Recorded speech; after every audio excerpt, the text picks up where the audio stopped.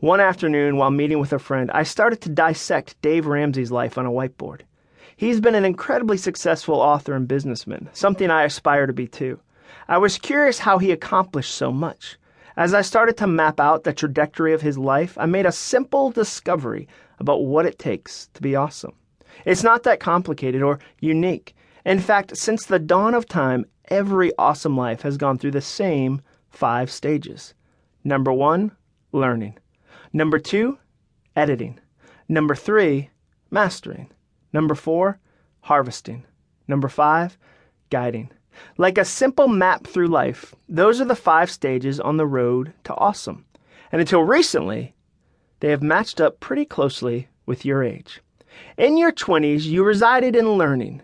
You went to college, got a job, or joined the military. You didn't yet know what you were made of, so you sampled many endeavors and did as much as you could to learn about yourself, the world around you, and where you best fit in. In your 30s, you moved on up to editing. You started to focus on the handful of things that worked really well in your 20s. You were not done learning, but you started editing down the list of things you thought were really important. You prioritized your passions. You eliminated old habits that wrecked you in your 20s and concentrated on doing more of the things you love and less of the things you hate. It was a winnowing period. You focused your career, your relationships, and every part of your life. In your 40s, you ascended to mastering. You edited your life to the most important things in your 30s, and then it came time to master them. You were going to be an awesome parent, awesome friend, awesome employee, etc. You didn't narrow your life further. You just had greater certainty about what you were good at and how to do it regularly.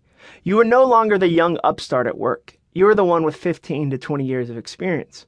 Tried and true. You started leading bigger projects and initiatives. You were not an expert yet, but you were next in line. In your 50s, you basked in harvesting. The seeds you planted in your 20s, 30s, and 40s finally began blooming. You made the most money in your career during this decade and reaped what you sowed. This wasn't rocket science.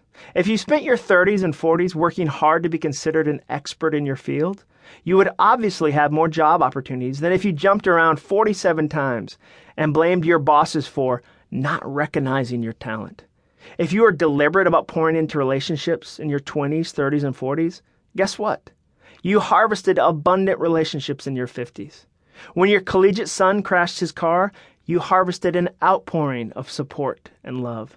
Lots of people came to the hospital, and someone probably even brought a casserole. In your 60s, you entered a place of guiding. You retired with a gold watch and a ranch-style home in Florida. You were a grandfather or a grandmother. You were the elder statesman, the one with the wisdom.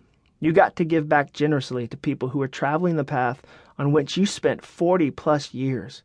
Corncob pipe whittling was not mandatory, but highly likely. If you wanted to achieve awesomeness, that's the path you followed. Tens of thousands of people have proved it's the way to awesome. If it's that easy to walk down that path, though, if the steps are so clearly marked, why don't more people do it? Well, the bad news is it's not the only path on the map. And like a back road through the mountains, the path to awesome is much narrower than the other, more common path.